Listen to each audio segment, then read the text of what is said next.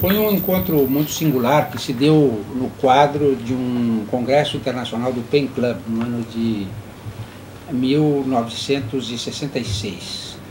Foi um congresso muito importante, aquele congresso em que o Pablo Neruda foi aos Estados Unidos, né, é um poeta comunista, e vários escritores latino-americanos, Vargas Llosa, o crítico Emir Rodrigues Monegal, poetas importantes, Nicanor Parra, por exemplo, a Vitória Ocampo, que era a grande dama, aristocrata da literatura argentina, que aliás em público se reconciliou com o Pablo Neruda nessa ocasião.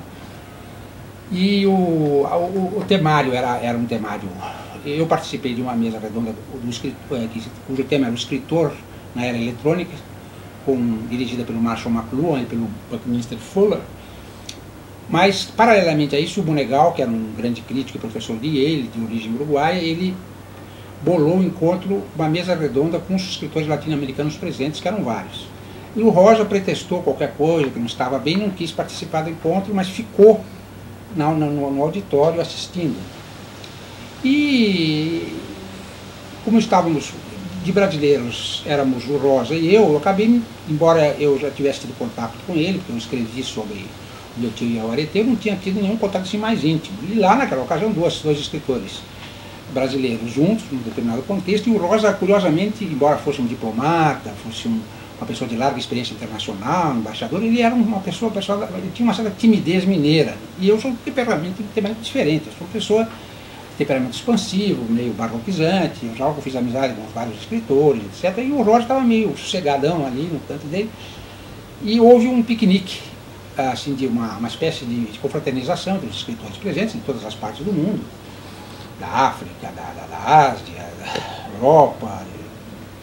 O Arthur Miller era o presidente do Pen Club americano, que foi a entidade que me convidou.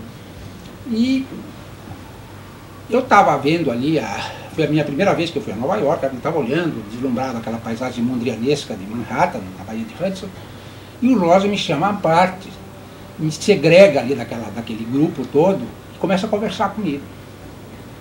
E eu tinha dado a ele, no dia anterior, exemplares da revista Invenção, dois exemplares, onde eu tinha publicado os primeiros fragmentos das minhas galáxias, que hoje estão editados em forma de livro, tem um CD.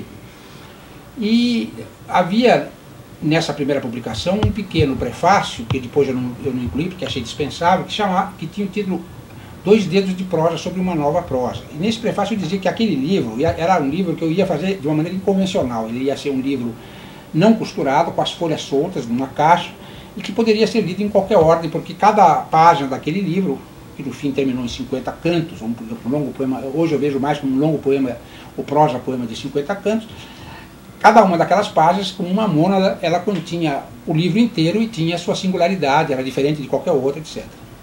Aí, quando eu vou conversar com o Rosa, ele me chama, a primeira coisa que ele me diz é o seguinte: você me deu aquelas revistas, você não sabe o que você tem na mão. Eu falei, mas como assim? Ele falou, aquele texto é o demo. Ele falou assim, aquele texto é o demo. Eu falei, mas por quê? Porque, não, aquele texto é o demo, você soltou o demo naquele texto. Eu falei, bom. Daí ele disse, olha, mas tem uma coisa, não provoque demais o demo, não faça o livro de folha solta, faça um livro comum, já basta, o demo já está lá, não precisa criar mais.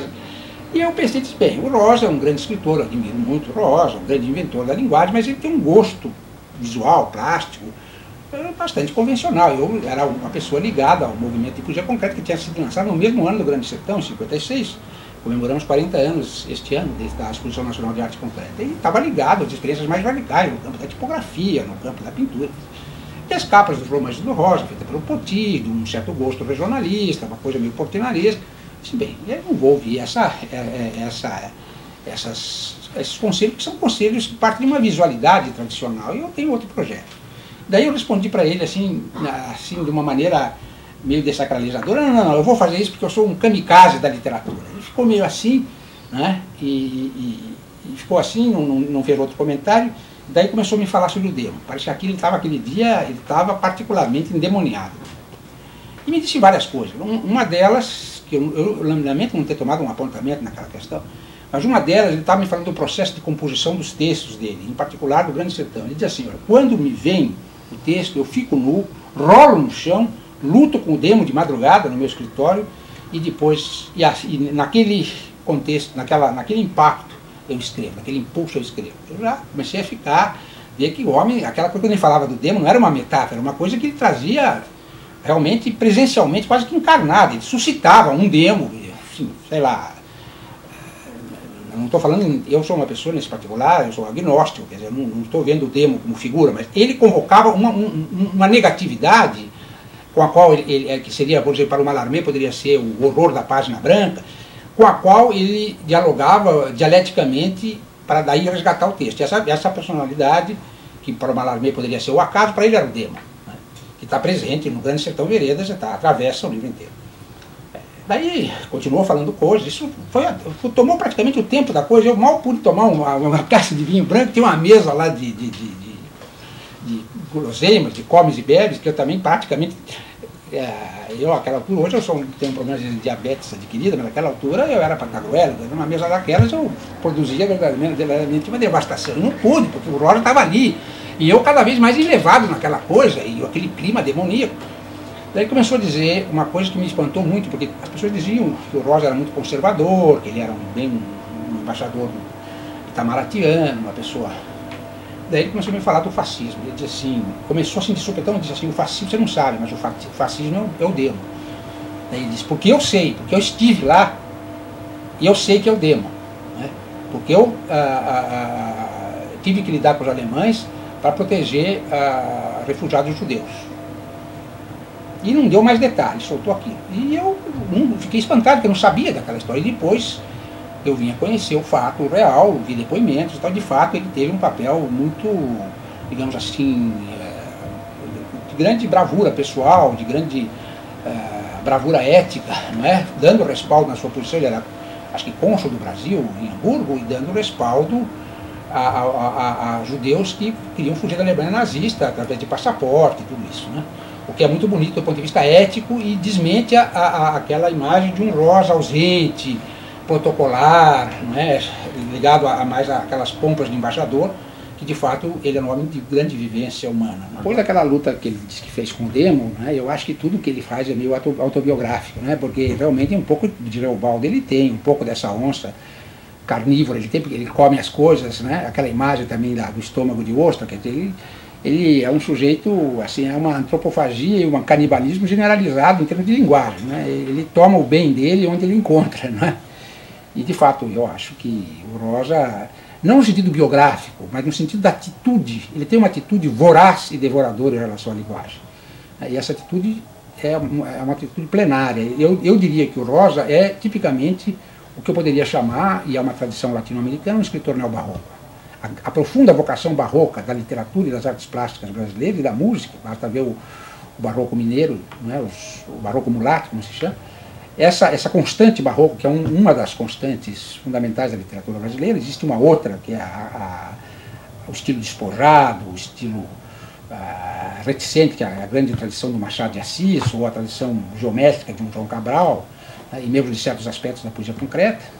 Mas essa grande tradição barroca, que vem desde Gregório de Matos, o Padre Vieira, que é o imperador da língua portuguesa, como dizia Fernando Pessoa, essa encontra no Grande Sertão do Rosa e em textos como esse do Rosa, uma dimensão neobarroca contemporânea. E não foi à toa que o Glauber Rocha, que é em filmes como o Deus do Diabo, de Terra em Transe, é especificamente um cineasta neobarroco, misturou um pouco, fez uma coisa, o processo de aglutinação semelhante. Ele pegou um pouco dos sertões de Euclides da Cunha, um pouco do Grande Sertão do Guimarães Rosa, um pouco de Godard, um pouco de Eisenstein, e aquela invenção que ele tinha, natural, da capacidade cinematográfica dele, que, como ele dizia, eu sou o cinema novo, e fez o que fez, na verdade, um filme belíssimo, né? E neobarroco, ninguém pode dizer que não sei aquelas imagens todas, né? Eu sou um homem muito urbano, né? Eu sou uma pessoa, eu sou paulistano, eu me sinto bem em Nova York, me sinto bem em Paris, nas cidades urbanas. Eu sou urbano, se eu for para o interior, ficar 2 dias, aquele silêncio, eu moro numa rua que tem perto da PUC, que tem ruído, tem curso noturno. Então se eu for para o interior e fico 2 dias no interior, aquele silêncio total me deixa nervoso, eu começo a não aguento. Não dá, quer dizer, não, eu preciso da coisa urbana. Então, realmente, não sou vocacionado para... mentalmente até que gostaria muito de conhecer aquelas veredas e aquele setor. Eu realmente conheci o personagem, aquele personagem, o vaqueiro, porque eu estive uma vez em Cordisburgo, né, e lá estava vendo na casa do Roger uma exposição de fotos, de objetos do Roger, e me aparece uma personagem que parece que sai de uma foto, que tem foto do tamanho natural, quase, e sai o próprio, como é o nome dele, aquele... Manuelzão. Manuelzão sai da sua foto, ele industriosamente, ele fazia isso, eu acho que para, naturalmente, receber alguma gratificação dos visitantes, mas você estava olhando, de repente ele saía, ele estrategicamente estava meio atrás lá da sua foto, saía e você via aquele homem ali se materializar, daí ele contava que ele era aquele personagem, etc, etc. E a casa onde o Rosa nasceu já é muito pitoresca. Até a cidade, veja bem que a cidade já tem um nome rosiano, é Cordisburgo. É um padre que inventou esse nome, é o Burgo do Coração, latim, português, né? Cordisburgo. E o pai do Rosa, não me lembro, ele tem um nome, que é um desses nomes compostos. Flor do Ardo. Como é que é? Flor do Ardo.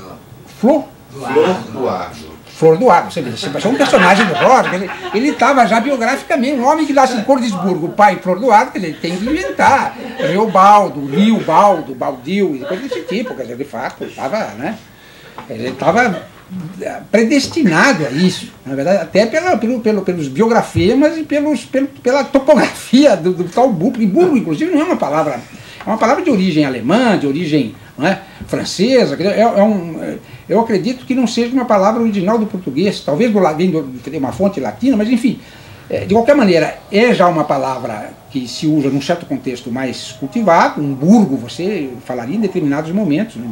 E Cordisburgo, quer dizer, de fato, só podia ser uma cidade onde o Rosa nasceu de um pai com um nome que é um poema rosiano, né? E vai morrer do coração, aliás, por uma má causa, porque discurso de posse na Academia Brasileira de Letras, que é uma instituição mundana, que nada tem a ver com a literatura, uma coisa decorativa, eu fico espantado como é que uma pessoa mete, eu não sei se é fardim e espadão, ou espadinho e fardim, né? Não sei se é espadão e fardim, ou fardim e espadão, porque de fato as coisas são reversíveis, é como dizia o Oswald de Andrade, uma cartola nasce negando. Eu não acredito, inclusive, que o Rosa tenha morrido por causa disso. Parece-me que eu ouvi dizer que havia uma profecia, uma cartomante, alguém que ele ouviu, que disse que no dia que ele fosse recebido solenemente em alguma cerimônia, ele tomasse cuidado, retardasse o momento em que ele fosse receber essa homenagem, porque ele poderia morrer.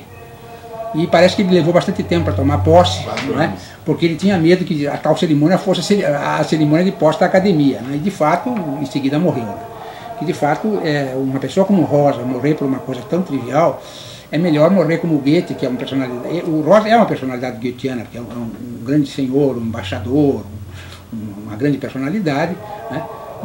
Só que o Rosa morreu, até se pode dizer, precocemente, deveria ter muitos anos mais de vida, e o Goethe morreu aos 82 anos, depois de terminando de escrever as últimas linhas do segundo Fausto, e pedindo mais luz, né? Licht. Essa ideia, de fato, da vanguarda ou da retaguarda, é uma ideia que esses termos expressam assim, bastante precariamente, que são metáforas militares, mas não há outra maneira de enfrentar certos problemas. De fato, eu tenho uma ideia de vanguarda que não exclui a ideia de tradição. Quer dizer, a literatura nova dialoga com o melhor daquilo que existiu na literatura do passado. Eu não é à toa que sou um tradutor de literatura de várias línguas e tradições, que estudo línguas para efeito de traduzir literaturas e poetas não apenas modernas, desde a Bíblia hebraica e a poesia homérica até a poesia clássica chinesa, mas o Rosa, creio que era uma personalidade que partilhava dessa ideia, como outros grandes escritores da nossa época, como por exemplo Joyce ou Pound, que são escritores cuja obra de arte. Não é por acaso o livro, o romance famoso do Joyce chama-se Ulisses, porque ele reescreve a Odisseia Homérica no enclave urbano de Dublin, né, transformando Ulisses num judeu irlandês, Bloom, né, que refaz em termos assim, paródicos a viagem, o périplo de Ulisses, só que refaz esse périplo num dia só, até o Ulisses tem a duração de um dia. Então eu acho que o Rosa era ao mesmo tempo um clássico da língua e um escritor, inventor de ponta, né?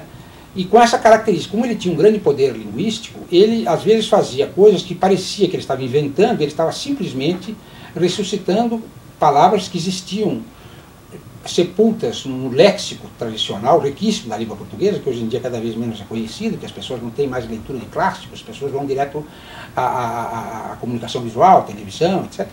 E não vão aos textos, né? E o Rosa tinha um vocabulário imenso. Então, por exemplo, quando ele fala a palavra tutameia, parece uma palavra montagem oceana, né? E, no entanto, é uma palavra que existe. Você pega, por exemplo, estudos de filologia do João Ribeiro, essa palavra vem de tuta e meia. É uma palavra que existe na nossa língua e que tem essa forma abreviada, sincopada, tutameia, significando uma ninharia, né? Então, aquilo que parecia uma invenção do Rosa é uma sábia reatualização de uma palavra morta que ele repõe no tesouro da língua. É a mesma coisa nonada.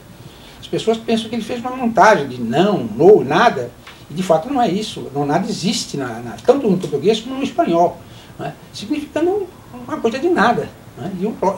Só que o Rosa dá a esse nonada um peso metafísico, porque é um nonada visto naquela situação metafísica de um sertão, onde o jagunço é uma espécie, o Reobaldo é uma espécie de personagem que está em permanente luta com o demo, né? Aquilo que o Rosa disse que fazia como escritor, o Reobaldo realiza, né?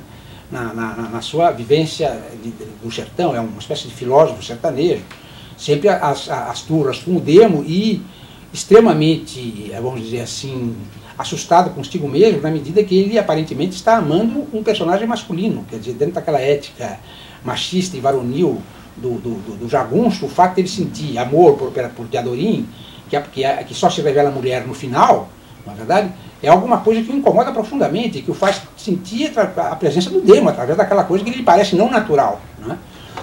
Dentro daquela concepção, vamos dizer assim, varonil e masculina, numa sociedade máscula do jagunço. É um erro a pessoa pensar que o Rosa é um escritor regional.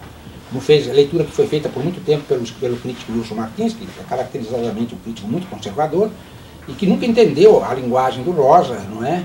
Porque ele achava que o Rosa era um bom escritor regionalista, que tinha sido mal conduzido, na verdade seduzido pelas experiências de vanguarda, e estava fazendo pesquisas vocabulares, experimentos de linguagem que descaracterizavam exatamente a sua capacidade de contador regionalista, etc., na linha de um Simões Lopes Neto e de uma certa tradição brasileira. E, na verdade, não é nada disso. O Rosa era um escritor que juntava o regional e o universal de uma maneira extremamente sofisticada e, às vezes, fazia com que determinadas palavras estrangeiras parecessem até deformações caipiras. Por exemplo, ele disse que um determinado personagem é smart, só que esse smart é o smart, inglês, adaptado a uma pronúncia do interior de São Paulo, não é? Ou do interior de Minas, e outras, ou coisas outras, como, por exemplo, ele inventa uma determinada frase, você pensa que aquilo é uma criação dele, então num nu os adversários se engalfinharam, né? Não é bem assim, mas a palavra num nu existe, a expressão num nu, e você vai ver, é uma tradução que ele faz direta do alemão, onde existe essa frase in nu, significando num ato, num momento, e traduz isso diretamente para o português, e nós pensamos na palavra nu como nudez, e aquela coisa de nu, qualquer pessoa entende, sem explicação de dicionário, que aquilo significa num repente, num momento, num ato. Aquela ideia de nudez parece uma ideia de instante, de coisa assim, de mostração instantânea, né?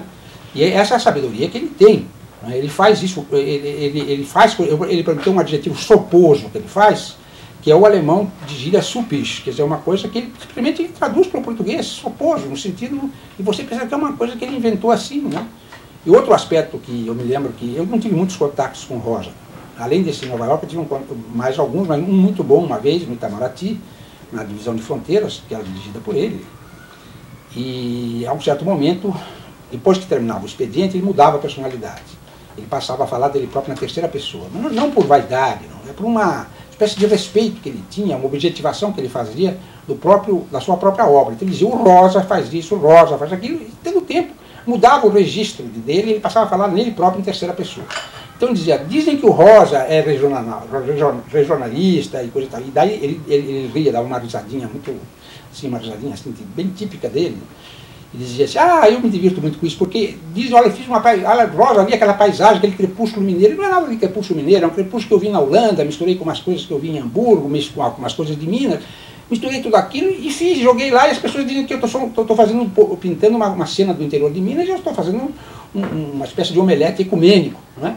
E daí ele dizia assim, o Rosa é como uma ostra, projeta o estômago para fora, pega tudo que tem a pegar, de todas as fontes possíveis, introjeta de novo aquele estômago, mastiga tudo aquilo e produz o texto. O dicionário, de fato, se poderia dizer que é um repertório de poesia fóssil. A poesia está fossilizada na etimologia das palavras. Assim como no ideograma chinês você tem aquilo visualizado. Né? Sol e lua juntos, pintados, significa processo de luz total, claridade, brilho, radiância. Sol e lua. Se você somar naquele mundo que ainda não tecnológico, qual é a maior ideia de brilho que você pode ter? Você soma a luz do sol e da lua. É brilho. É uma poesia, é um poema. Isso é etimologia. O Rosa tem toda a razão.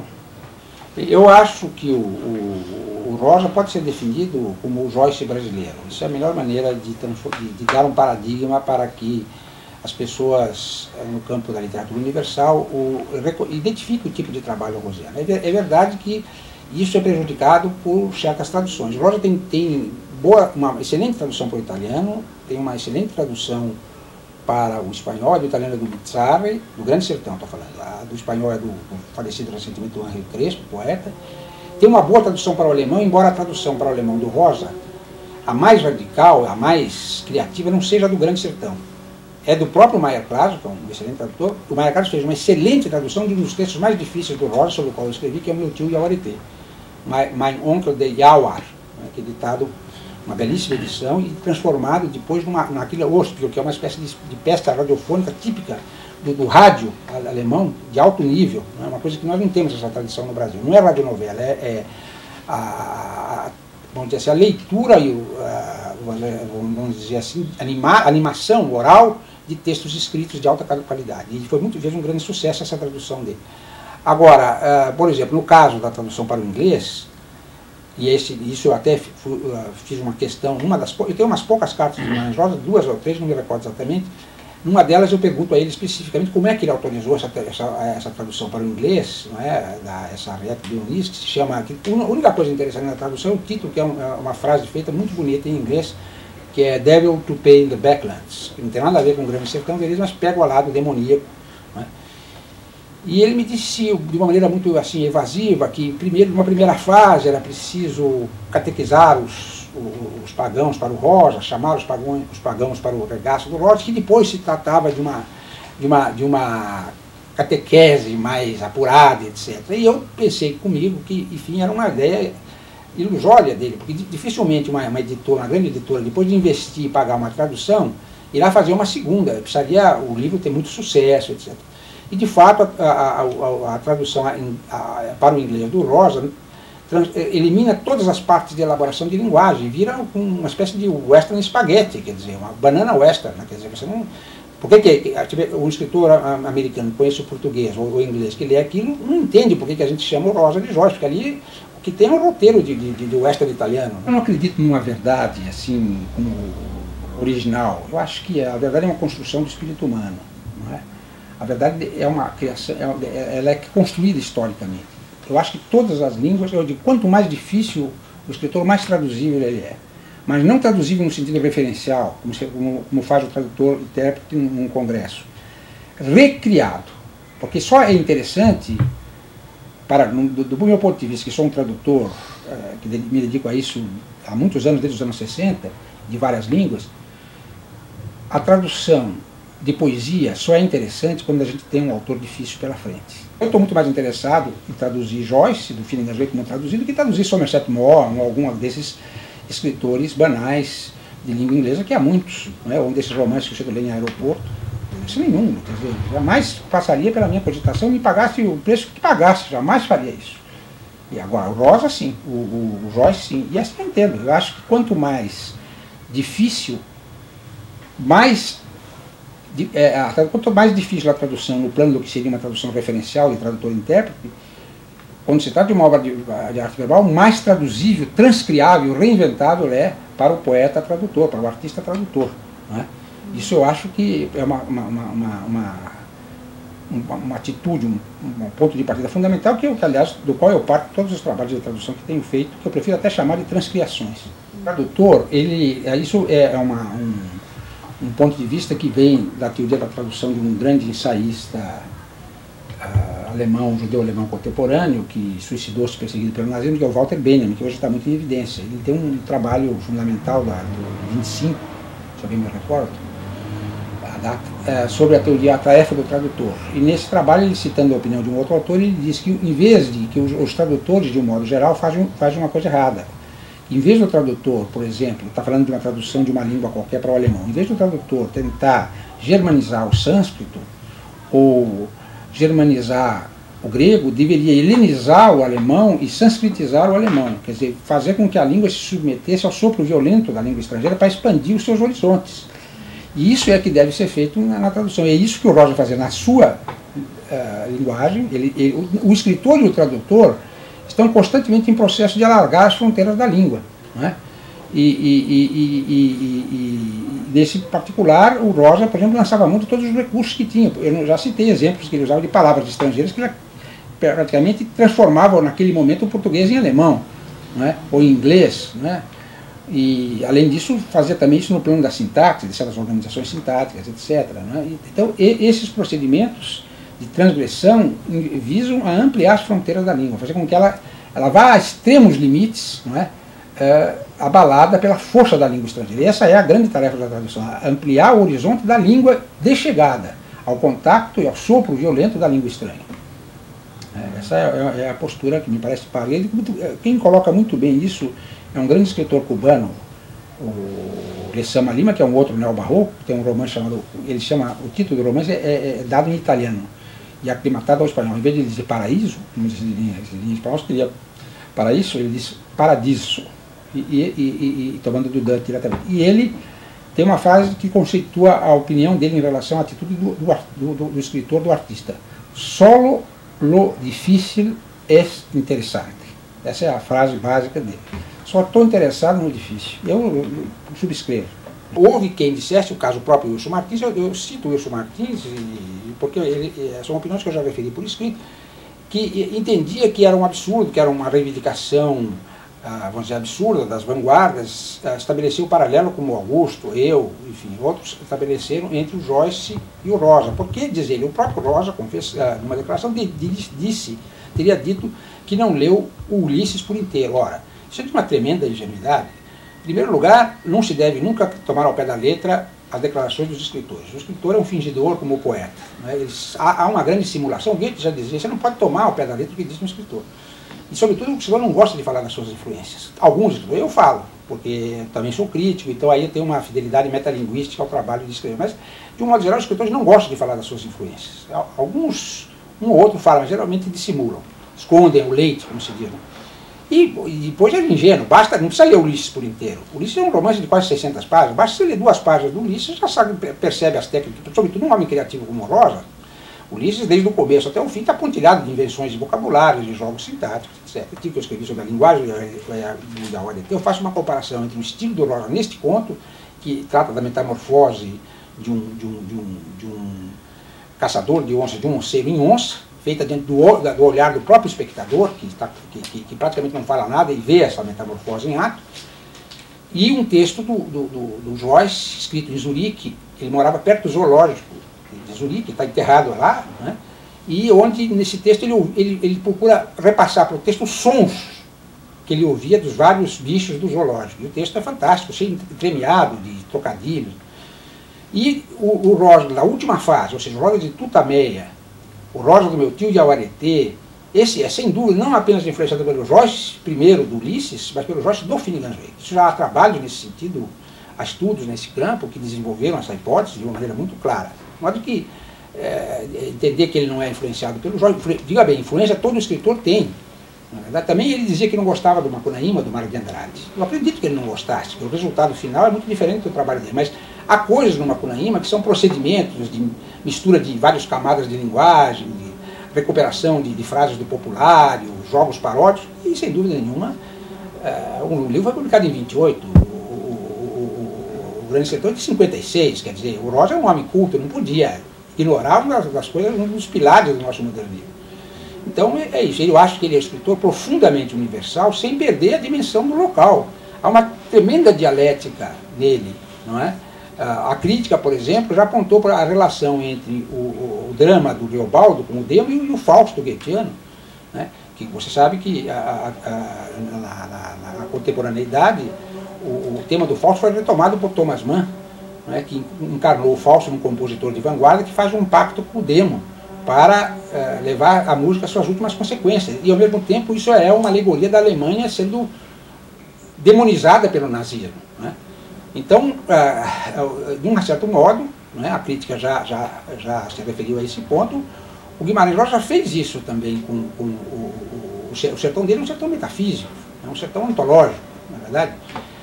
Tem um livro do Heidegger que se chama Hundswege, né, que seriam veredas na floresta, e que eu posso traduzir por entre veredas. Até a palavra veredas, de certa maneira, dentro de um bosque, no caso é diferente que o bosque, a floresta negra heideggeriana e o sertão do Rosa são duas realidades botânicas e ambientais diferentes. Mas, de qualquer maneira, essa ideia das entreveredas, das veredas do sertão, é uma ideia metafísica em ambos os escritores.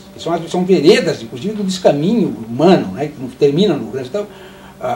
O diabo não existe, o que existe é homem humano. Né? Começa com o diabo no meio do Demo no meio do Torvelinho, né, no nada, e depois o que existe é homem humano. O diabo não existe.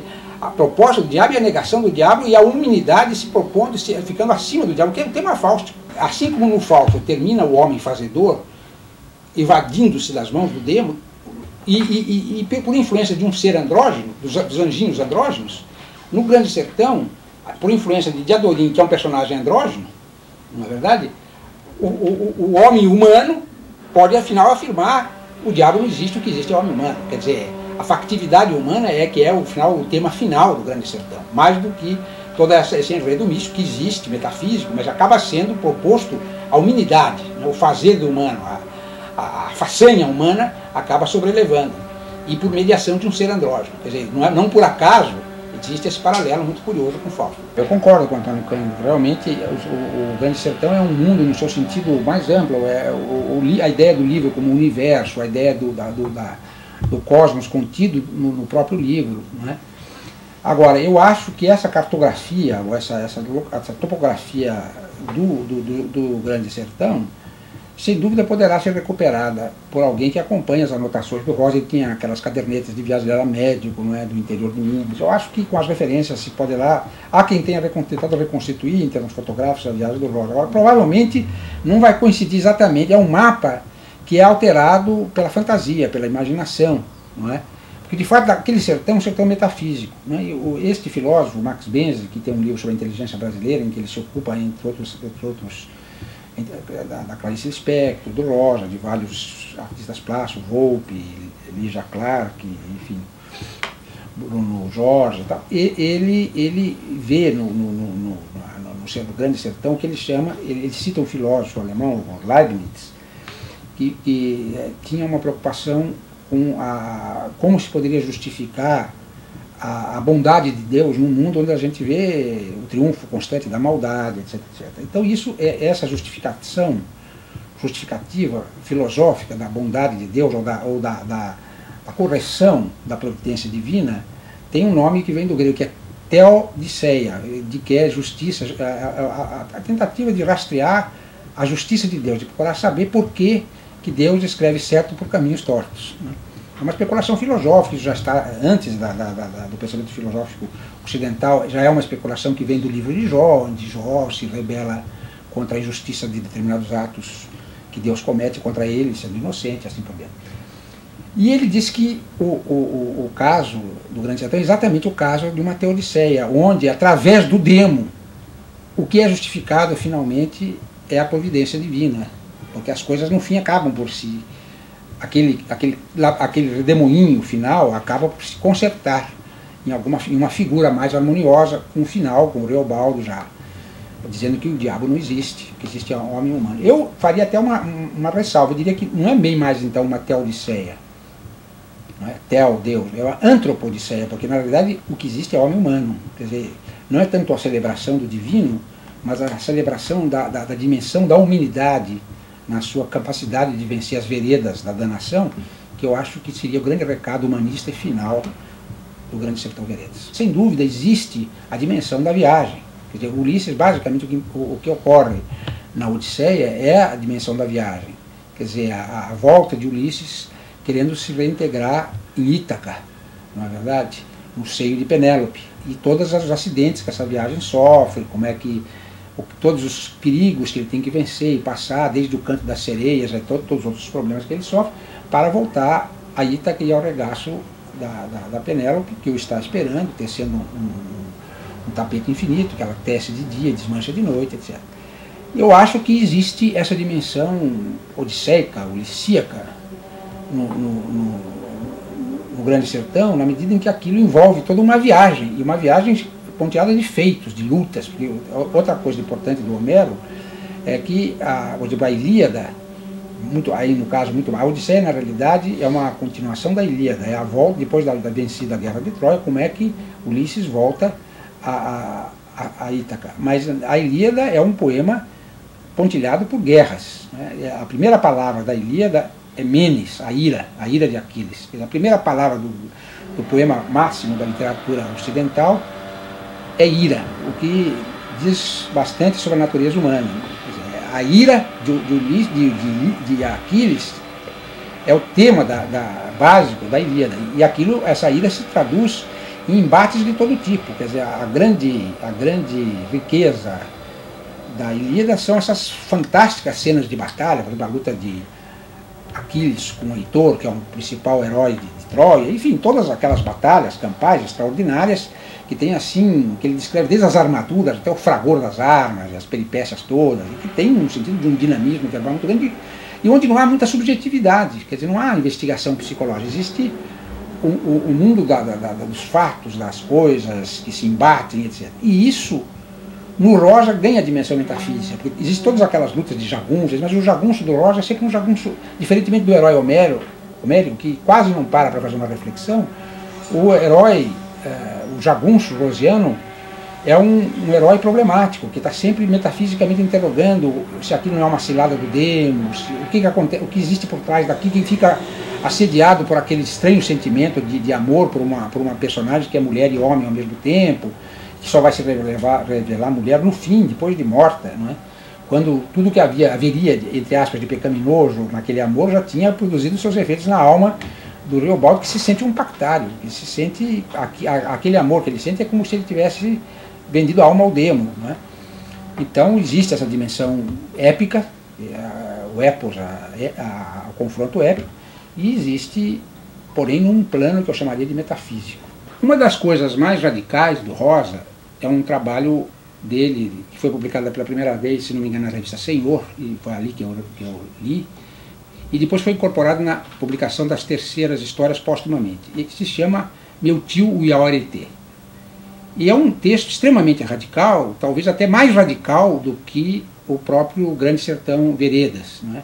Aparentemente escrito posteriormente ao Grande Sertão, embora haja quem diga que aquilo já era de elaboração, vinha de uma elaboração anterior. Mas eu acredito que na radicalização da linguagem, tudo indica que é posterior ao Grande Sertão, porque vai mais além do Grande Sertão. E é basicamente a história de um índio, que é um onceiro, ou seja, um caçador de onças, vive no sertão completamente isolado, né, e recebe de repente a visita de um personagem forasteiro, né, que não diz uma palavra durante todo, que na realidade é um diálogo sob forma de monólogo, onde o dialogismo é suposto apenas pela presença do outro, que praticamente nada diz. Enquanto que o onceiro vai respondendo como que a questões que o outro emite. Então você tem a presença do interlocutor, mas sem fala do interlocutor. E, basicamente, este onceiro começa a contar histórias de caçadas de onça. E começa a descrever vários tipos de onça, e começa a demonstrar uma afeição quase erótica pelas onças fêmeas, sobretudo uma que tem um nome de Maria Maria, que eu comparo no meu ensaio, é uma espécie de Iracema, é uma espécie de personagem de Iracema, que também a Índia, a Iracema, era uma personagem selvagem, tinha traços assim, quando ela tem que dar o leite para o filho, ela faz com que uma dessas doninhas do mato morda o seio para que o leite possa aflorar, né? Tem um lado selvagem na Iracema. E ele pega essa Maria Maria e descreve a Maria Maria com o mesmo gosto assim, erotizante, digamos, com que o Alencar faz a imagem da Iracema. E o interlocutor começa a perceber que aquela afinidade, vendo aquelas histórias de onça, que ele come esse, come aquele, e aquelas afinidades com o mundo do jaguar são tais que, no fundo, aquele cara ali não é bem um homem, aquilo parece ser uma onça. E ele começa a se cuidar, ele tem um revólver, começa a se armar, começa a se preparar para eventualmente se defender.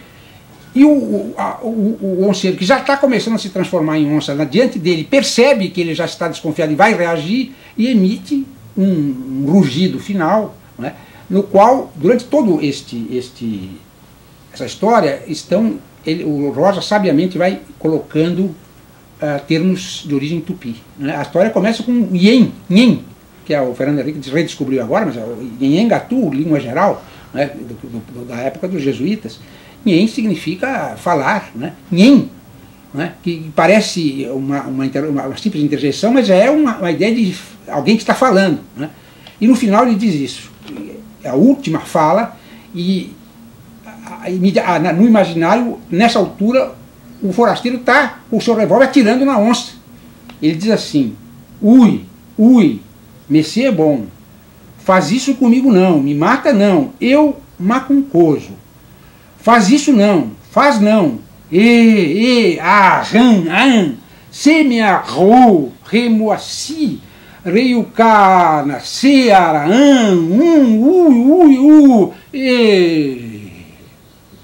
Bem, eu debrucei sobre isso e fui decifrando aqueles termos. Por exemplo, re significa amigo, moaci, meio irmão, reiucá, nascer pode ser desdobrado em amigo, matar, iucá, e a nascer quase parente.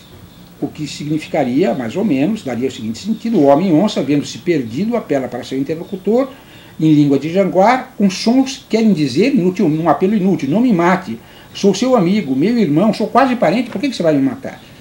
Mas havia aquele problema macuncoso, que essa eu não consegui identificar em nenhum dicionário de tupi. O Rosa usou os dicionários, depois ele me conversou, usou os dicionários de tupi a partir do dicionário feito pelo Gonçalves Dias, vários dicionários que existem. E daí eu escrevi para o Rosa fazendo uma pergunta específica, era a única coisa que me faltava para eu decifrar o enigma, então eu queria saber. E havia o problema seguinte, que a onça, esse onceiro, ele tinha predileção pela carne de personagens negros. Ele tinha matado inclusive um amigo dele que era um onceiro negro. Né? Então o Rosa me responde que aquela palavra macuncoso era uma nota africana, uma palavra de origem africana, que punha no final da história uma nota nigrificante, pseudo-nigrificante, como ele escreve na carta, nesses termos, para como que dizer que ele também, além de ser meio parente, meio irmão daquele que estava querendo matá-lo, o que ele tinha dito em relação aos negros não representava nenhuma hostilidade, ao contrário, porque ele também tinha sangue africano misturado, era na verdade um mestiço de índio e africano, né? Então ele emite uma palavra em língua africana para dizer: não, eu macuncoso, eu também tenho sangue africano, né? Como que querendo desfazer a impressão desfavorável que causara pela crueldade com que ele tinha levado esse amigo dele à morte pela própria onça, que era ele onde comia, o próprio companheiro. E tudo isso então é uma coisa maravilhosa, porque através do embutimento na linguagem, no rugido, desses elementos semânticos, que naturalmente só a análise posterior identifica, porque realmente o leitor comum não tem condição, o leitor comum recebe o impacto daquele rugido final, vamos dizer, decodifica em termos gerais, mas na minúcia, nesse rendilhado, só a glosa hermenêutica, né? E o Rosa, nesse particular, era radical, quer dizer, ele não estava pensando em fazer em facilitar, ele não fazia o facilitário, ele escrevia no tom que a invenção dele exigia. Ui, Messê é bom, faz isso comigo não, me mata não, eu macuncoso. Faz isso não, faz não, se me arrou, remoaci, reiucana, seara,